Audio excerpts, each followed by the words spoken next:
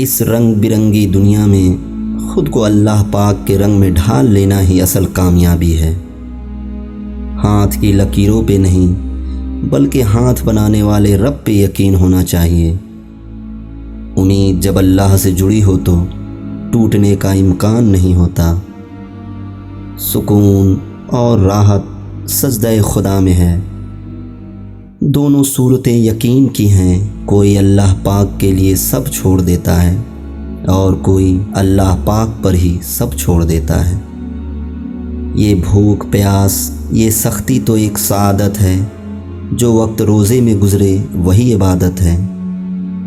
نصیب کیسا بھی ہو، نماز اور قرآن سے مدد لے کر اللہ سے جو مانگو ضرور ملتا ہے۔ جب ساری دنیا منہ پھیر لیتی ہے تو اس وقت بھی اللہ آپ کے ساتھ ہوتا ہے۔ ہر ٹوٹی ہوئی امید مجھے میرے اللہ سے جوڑتی ہے۔ اخلاق وہ چیز ہے جس کی قیمت کچھ نہیں دینی پڑتی، ہاں مگر اس سے ہر انسان خریدا جا سکتا ہے۔ جن کا بھروسہ اللہ ہو ان کی منزل کامیابی ہے۔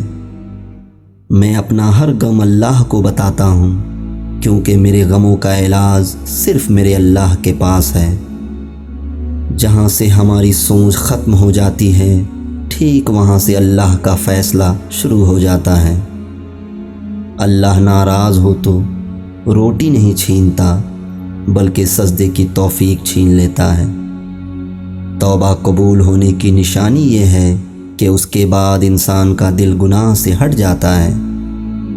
اللہ نے انسان کو دل دیا ہے مگر اس کا سکون صرف اپنے پاس رکھا ہے، اور فرمایا یاد رکھو دل کا سکون صرف اللہ کے یاد میں ہے۔